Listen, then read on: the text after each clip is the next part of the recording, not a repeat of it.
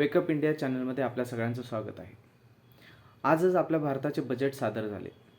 बजेटमध्ये अर्थमंत्र्यांनी विविध क्षेत्रातील सर्वांसाठी चांगले चांगले महत्त्वपूर्ण निर्णय घेतले असे सांगण्यात येत आहे. पण खरंच असे निर्णय सगळ्यांचे झाले का? शेतकऱ्यांसाठी किती महत्त्वाचा निर्णय झाला पाहिलात का आपण? किसान क्रेडिट कार्डची मर्यादा 3 लाखाहून 5 लाखापर्यंत. म्हणजे शेतकऱ्यांनी फक्त कर्जच घेत बसायची का? शेतकऱ्याच्या मालाला भाव कधी मिळणार याच्यासाठी काही यांनी नियोजन केलं नाही का?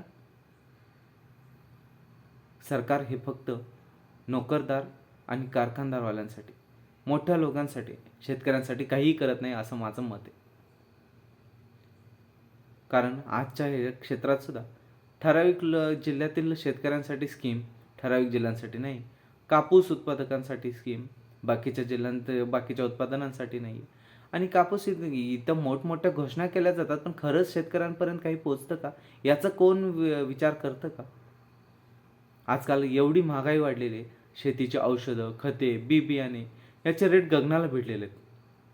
त्याच्यावरती काहीतरी कंट्रोल करायला हवा होता, त्याच्यासाठी काहीतरी उपाययोजना करायला हवा होता, पण नाही. कारण सरकारला त्याच्यातून सुद्धा टॅक्स मिळतो. शेतीला लागणाऱ्या ज्या पण पूरक वस्तू आहेत, गोष्टी आहेत, याच्यावरून 18% GST लावतात. आणि शेतमालाला आला की त्याचे भाव पाडले जातात. शेतकऱ्यांना जगायचं तरी कसं याचा तरी विचार झाला पाहिजे. या सरकारला माझी एकच कळकळीची विनंती, महागाई तुम्ही एवढी मोठी करताय, पण हा शेतकरी जगला पाहिजे.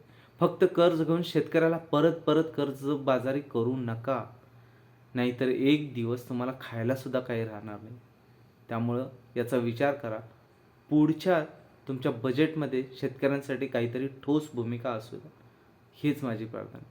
बघा, सगळ्या माझ्या भावांनो, बहिणींनो, विचार करा आणि माझे मत शेअर करा, लाईक करा आणि असाच तुमचं प्रेम मला मिळत राहू दे.